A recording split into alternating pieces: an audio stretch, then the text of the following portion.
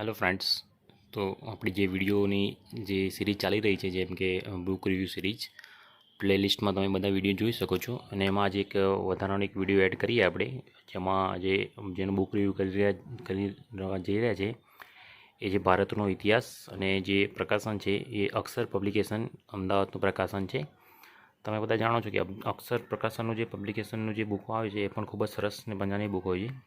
આજે જે આપણે બુક રિવ્યૂ કરી રહ્યા છીએ એ છે ભારતનો ઇતિહાસ, અને એ ખાસ કરીને જીપીએસસી યુપીએસસી લેવલની જે વર્ણનાત્મક જે મેઇન પરીક્ષા હોય છે એના માટે ખાસ ઉપયોગી છે. પ્લસ જે પ્રિલિમ્સની પરીક્ષા હોય છે એના માટે પણ આ ખાસ ઉપયોગી છે. વત્તા તમે ઇન્ટરવ્યૂ પણ આપવા માટે જતા હોય તો જે જો તમને ઇતિહાસ લેવલના જે પ્રશ્નો તમને કમ્બાઇન્ડ પૂછતા હોય, 3 આધુનિક ભારત છે, મુગલકાળનો ઇતિહાસ છે, અને જે મધ્ય ભારત અને જે મેઇન પ્રાચીન ભારત છે, એ બધાનું જો કમ્બાઇન્ડ બુક તમારે જોઈતી હોય તો આ બુક એક સરસ મજાનો એક કમ્બાઇન્ડ બુક તમને જોવા મળે છે, જેમાં તમારે આખો આધુનિક ભારતનો ઇતિહાસ તમને આ બુકમાં સરસ મજાનો મળી જશે. તો ચલો આપણે આ બુકનો રિવ્યૂ કરીએ. પહેલાં તો તમને બતાવી દઉં કે જે કીધું પ્રમાણે આ છે અક્ષર પબ્લિકેશનની બુક છે, બરાબર. જે ભારતનો ઇતિહાસ ખાસ લખ્યું છે એ વર્ણનાત્મક શેના માટે છે તો કોણ સેવા પસંદગી માટે જીપીએસસી યુપીએસસી કોન્સ્ટેબલ તલાટી કારકુન ક્લાસ 1, 2 અને 3, નાયબ મામલતદાર, ડેપ્યુટી સેક્શન ઓફિસર, વેચાણવેરા અધિકારી, ચીફ ઓફિસર, પીએસઆઈ, પીઆઈ, શિક્ષક, આચાર્ય વગેરે માટેની જે જીપીએસસી ક્લાસ 1, 2 અને 3 માટેની જે બુક છે એના માટે ખાસ તરીકે ઉપયોગી છે. એમાં મુખ્ય આકર્ષણો તમે જોઈ શકો છો. ખાસ કરીને તમને વાત કરું કે આ ચોપડી છે, વસ્તુ તમે એની જાડા જોઈ શકો છો, બરાબર. એની જાડાઈ ખાસી છે, અને આમ ચોપડી જોવા જઈએ તો આમ લાંબી પણ છે. આમ જુઓ છો તમે જે જનરલી બુક હોય છે એના કરતાં ખાસી લાંબી બુક છે, આમ બરાબર, પહોળી પણ છે. એટલે ખાસી માહિતી, વાઇડ માહિતી અંદર પ્રકાશન કરવામાં આવેલી છે. આના લેખક છે ડૉક્ટર કલ્પેશ કે દંતાણી, લેખક અને સંપાદક છે, બરાબર. અને જેમ જાડાઈ પ્રમાણે કીધું તેના કુલ પેજ જોઈએ તો કેટલા પેજ છે જોવા જઈએ તો પાછળ તમે ખાસ કરીને કદાચ તમે જોશો અહીંયા તો 585 અરાઉન્ડ 650ની આસપાસ પેજ છે. આગળનો ભાગ જોયો એ રીતે આ પાછળનો ભાગ છે. પાછળના ભાગમાં તમે બીજી બુક્સનું થોડી માહિતી આપી છે, કઈ કઈ બુક્સ પ્રકાશનની છે. અહીંયા તમને થોડી પ્રકાશક વિશે એની જે એડ્રેસ છે એ બધું આપેલું છે, બરાબર. હવે આપણે જોઈએ ખાસ કરીને આ પુસ્તકમાં શું છે એની ડિટેલમાં આપણે ચર્ચા કરીશું. એનું પહેલું પેજ છે જેમાં થોડી માહિતી આપવાની છે, કયા વર્ષનું પ્રકાશન છે હું તમને કહી દઉં. તો આ છે તૃતીય પ્રકાશન. એની કિંમત છે તમે જોઈ શકો છો, આની કિંમત 550 રૂપિયા છે. 550 રૂપિયાની કિંમત છે, પણ તમે ઓનલાઈન કે પછી તમે બુક સ્ટોરમાં જશો તો તમને 10 થી 15, 20 કે 25% સુધીનું ડિસ્કાઉન્ટ તમને આ બુકમાં મળી જશે, બરાબર. એને પ્રિન્ટિંગ ક્યાં છે એ બધું માહિતી આ ફર્સ્ટ પેજ પર આપેલું છે, બરાબર. એને પહેલાં જ પત્તા પર એની પ્રસ્તાવના આપેલી છે. પછી એની આ અનુક્રમણિકા, તમે અનુક્રમણિકા ખાસ કરીને જોઈ શકો છો કે આખો જે જીપીએસસીનો જે કોર્સ છે એ આખો અનુક્રમણિકામાં બેઠો ઉતારવામાં આવેલો છે. કારણ કે જે જીપીએસસી લેવલની પરીક્ષા માટે યુપીએસસી અને જીપીએસસી એના માટે જ ખાસ કરીને પુસ્તક બનાવવામાં આવ્યું છે. તમે આપણે ડિટેલમાં જોઈએ તો એની અનુક્રમણિકા પહેલું ભારતમાં સિંધુ ખીણ અને એના મહત્ત્વના ઉત્કલન સ્થળો, બરાબર, એટલે કે સિંધુ ખીણની સંસ્કૃતિ એના વિશે માહિતી આપવામાં આવેલી છે. 1 થી 16 નંબરના પેજ સુધીમાં માહિતી છે. પછી બીજા છે એના જૈન ધર્મો અને પછી એના બૌદ્ધ ધર્મોની માહિતી આપવામાં આવી છે, બરાબર. ત્રીજું છે એના ભારત ઉપરના જે આક્રમણો, વિદેશી આક્રમણો છે એની માહિતી આપવામાં આવી છે. ભારતના મહત્ત્વના રાજવંશો, મૌર્યકાળ, સાતવંશ, ગુપ્ત, વિજયનગર સામ્રાજ્ય, ચાલુક્ય છે, એમના વિશે માહિતી આપી છે. એમની કલા, સંસ્કૃતિ, પછી એમના જે ટેકનોલોજી, વિજ્ઞાન, સાહિત્ય, ટેકનોલોજી એના વિશે માહિતી આમાં આપવામાં આવેલી છે. પછી તમે આગળ જોઈ શકો છો 5મા નંબરનો ટોપિક છે કે શૈક્ષણિક સંસ્થાઓ, જેની તક્ષશિલા, નાલંદા, વલ્લભી અને અન્ય, એના વિશે જે આપણી જે પૌરાણિક પ્રાચીન તક્ષશિલાઓ જે હતી શૈક્ષણિક સંસ્થાઓ એના વિશે માહિતી આપવામાં આવી છે 151 થી 156 સુધીમાં. પછી વિદેશી મુસાફરો ભારતમાં જે આવી ગયા પ્રાચીન કાળમાં, બરાબર, હોસિંગ યાંગ અને જે ચીની મુસાફરી છે અને જે હીરાની મુસાફરી છે એ લોકોની વિશે માહિતી આપવામાં આવી છે જે પ્રાચીન કાળમાં. પછી હર્ષવર્ધન અને તેના સમયના ગુજરાત સાથેના સંબંધો એની વિશે માહિતી આપવામાં આવી છે. રાજપૂત યુગ છે, સોલંકી યુગ છે, આ બધું આવી ગયું. 8મા નંબરનો ટોપિક છે, એમાં ગુજરાતનો ઇતિહાસના વિશે માહિતી બતાવવામાં આવી છે. રાજપૂત યુગ છે, ગુજરાતના સોલંકી, ગજની, ગોરીના આક્રમણ, જેને આપણે સોમનાથને લૂંટ્યો છે, 17મું આક્રમણ સોમનાથ પર કર્યું હતું એના વિશે માહિતી આપવામાં આવી છે. 9મું ટોપિક છે દિલ્હી સલ્તનત. અહીંયાથી આપણે મોગલકાળ જોઈ શકીએ છીએ. બરાબર. આપણો આ છે આટલો પ્રાચીન ભાગ છે. હવે પ્રાચીન પછી હવે આવે છે મુગલ સામ્રાજ્ય, એટલે મધ્યકાલીન ભારતની વિસ્તારની વાત કરવામાં આવી છે. દિલ્હી સલ્તનત છે, પછી આ ભક્તિ આંદોલન અને સૂફી આંદોલન, બરાબર. પછી મુગલ સામ્રાજ્ય, મરાઠા સામ્રાજ્યનો ઉદય અને પતન, જે શિવાજી વખતનો મરાઠા સામ્રાજ્ય હતો એ વખતનો જે મધ્યકાળમાં દર્શાવવામાં આવે છે એના વિશે માહિતી છે. પછી અહીંયાથી આવી જાય છે આપણે ભારતમાં યુરોપિયનનું આગમન, ભારતમાં બ્રિટિશ શાસનની સ્થાપના, એટલે કે અહીંયાથી આપણે ચાલુ થઈ જાય છે હવે આધુનિક ભારતનો ઇતિહાસ. બરાબર. પેજ નંબર 359થી 367, બરાબર, ત્યાંથી ચાલુ થઈ જાય છે મોસ્ટ પ્રોબલી મરાઠા સામ્રાજ્યથી લઈને આધુનિક ભારતનો ઇતિહાસ. બરાબર. યુરોપિયન પ્રજા આગમન, બ્રિટિશ શાસનનું શાસન થયું છે. પછી ભારતમાં 1857નો સ્વાતંત્ર્ય સંગ્રામ, રાણી વિક્ટોરિયા ઢંઢેરો, જે વિક્ટોરિયા ઢંઢેરો એટલે કે તે પ્રકારનું ત્યાં છે. 19મી સદીમાં ભારતમાં સામાજિક ધાર્મિક સુધારણા, જે આર્ય સમાજ આવ્યું, પછી રાજા રામ મોહન રાય છે એમના વિશે માહિતી બધી આમાં બતાવવામાં આવી છે. બરાબર. પછી ભારતમાં રાષ્ટ્રવાદના ઉદયના જવાબદાર, એટલે અહીંયાથી પછી કોંગ્રેસની સ્થાપના આવી. ભારતીય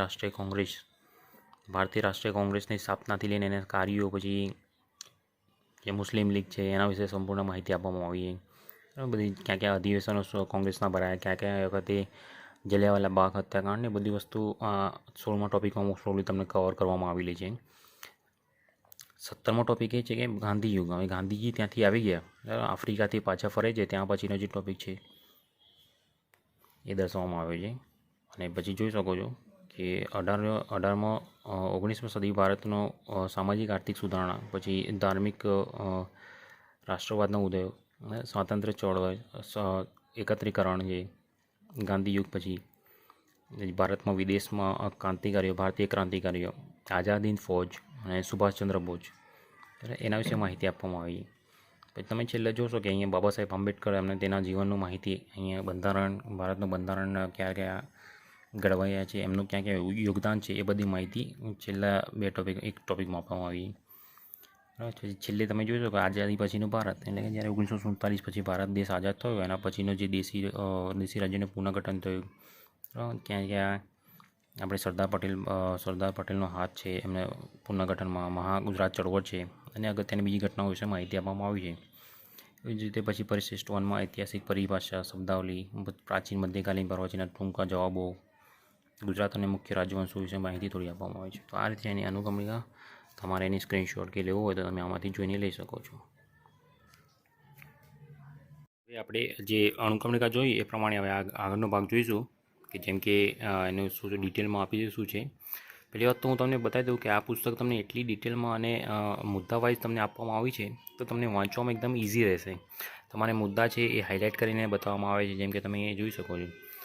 છે પ્રાગ ઐતિહાસિક કાર્ડ છે, કયા કયા જિલ્લામાં જ્યાં તમે બ્લેકથી હાઇલાઇટ કરવામાં આવેલી છે. તમને જોશો અહીંયા બધું એકદમ મુદ્દા વાઇઝ તમને આપવામાં આવે છે. તમે આગળ ક્યાંક જોશો તો તમને આમ નોવેલ વાઇઝ આપવામાં આવ્યું છે. તો જ્યાં જઈને જરૂર પડી છે એ લોકોએ મુદ્દા વાઇઝ એમને દર્શાવવાનો પ્રયત્ન કર્યો છે, અને જ્યાં જ્યાં જરૂર પડે છે એ લોકોએ તમને નોવેલ વાઇઝ, એટલે કે તમારા વાર્તાની જેમ આપણે કરીએ છીએ એ પ્રમાણે તમને વિસ્તારમાં દર્શાવવાનો પ્રયત્ન કર્યો છે. તમે જોઈ શકો છો જેમ કે સિંધુ ખીણની સંસ્કૃતિના મહત્ત્વના સ્થળો છે, હડપ્પા વિશે, તો એના હડપ્પા વિશે થોડી થોડી માહિતી આપી જ છે તમને, ખાસ કરીને. બરાબર. કયા જિલ્લામાં શું થયું શું નહીં. પછી એ જે પોઈન્ટ છે એને બ્લેક હાઇલાઇટ કર્યા છે કે જે તમારે વધારે યાદ રાખવાના છે, જેમ કે 8 માર્ક્સના ક્વેશ્ચનમાં તમને પૂછી શકે છે. બરાબર. એ રીતે છે સિંધુકીનો મોહેંજો દાડો. તમે જોઈ શકો છો કે આખી પુસ્તક તમને ડિટેલમાં જોવા મળશે. ક્યાં ક્યાંક ડિટેલ છે, ક્યાં ક્યાંક તમને જ્યાં એને લાગે છે કે ના આ વસ્તુ તમને પોઈન્ટ્સમાં આપી દેવા જેવી છે તે વસ્તુ તમને પોઈન્ટ્સમાં આપી દેશે. સિંધુકાલીન સામાજિક જીવન છે એના વિશે માહિતી આપવામાં આવી છે. કલા અને સંસ્કૃતિ, એટલે તમે જો ઇતિહાસ ભણતા હોય તો તેની સાથે સાથે તમારી કલા સંસ્કૃતિ, એટલે કે જે તમારો બીજો ટૉપિક છે જીપીએસસીનો સાંસ્કૃતિક વારસો, એ પણ મોસ્ટ પ્રોબલી આના અંદર કવર થઈ જતો હોય છે. એ જ પ્રમાણે વૈદિક સમય અને જૈન ધર્મ વિશે, બૌદ્ધ ધર્મ વિશે માહિતી આપવામાં આવી, એ પાર્ટ છે આના અંદર. બરાબર. તમે ઇઝીલી અહીંયા જોઈ શકો છો.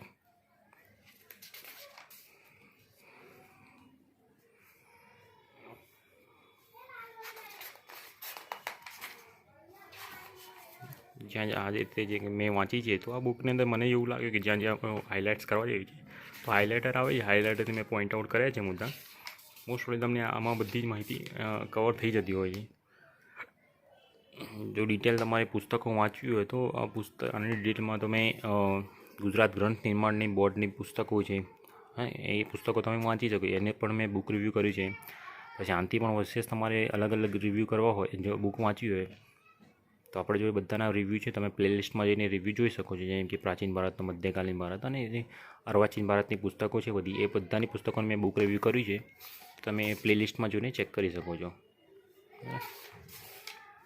સાથે સાથે છેલ્લે તમને આ પુસ્તક મહત્ત્વની વસ્તુ છે કે છેલ્લે પ્રશ્નો આપે છે કે તમે પ્રશ્નો ત્યારે મેન્સને લઈને આ વધારે તમારે ક્લિયર થતું હોય છે. સ્વાધ્યાય આપ્યું છે કે પ્રશ્નો આપે છે, પ્રશ્નો તમે તૈયારી કરી શકો અને મેન્સમાં આ રીતે પ્રશ્નો પૂછાતા હોઈએ તો એ વસ્તુ તમારે આ પુસ્તકમાંથી ખાસ કરીને તમને શીખવા મળશે કે કયા પ્રશ્નોનો કઈ રીતે ઉત્તરો આપી શકાય. બરાબર, બસ એવી રીતે જ છે. તમે પુસ્તક જોઈશું, અશોકનો કાળ આવ્યો, મધ્યકાલીન ભારત, બરાબર, મૂળરાજ સોલંકી.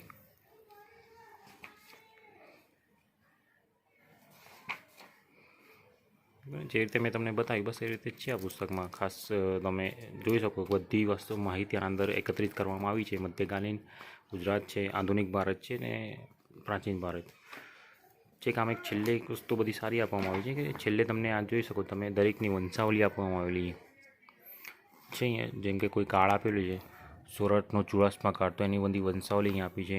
જે છે ઝાલા વંશ, કચ્છનો વંશ, વાઘેલા વંશ, ધવલ આવ્યા, અણુરાજ આવ્યા, તો બધી વંશાવલી આવી છે.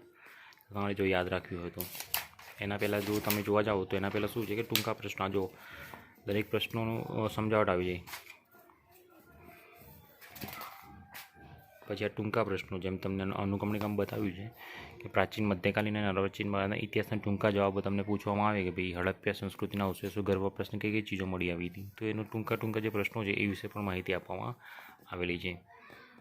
બરાબર, તમે પણ હજી તમારી પ્લેલિસ્ટમાં જોઈ શકો છો. કોઈ બુકનું તમારે બુક રિવ્યૂ જોવું હોય અને કોઈ બુક રહી ગઈ હોય અને તમને પણ એવું લાગતું હોય કે ના આ પુસ્તકનું બુક રિવ્યૂ કરો, તો એ પુસ્તક મને કહેજો, નામ સજેશન કરજો કમેન્ટ્સમાં, તો આપણે એ પુસ્તકનું પણ બુક રિવ્યૂ કરીશું. તો આ ઇતિહાસના ભારતના ઇતિહાસમાં આપણે આ પુસ્તકમાં આટલું. અને જો તમારે વધારે માહિતી જોઈતી હશે તો તમે મને કમેન્ટ્સમાં જણાવો, તો આપણે એનું કરીશું. જોઈ શકો તમે અક્ષર પબ્લિકેશનનો ભારતનો ઇતિહાસ. તો પ્લીઝ ગાઈઝ ચેનલને સબસ્ક્રાઈબ કરજો અને શેર કરજો. ધન્યવાદ.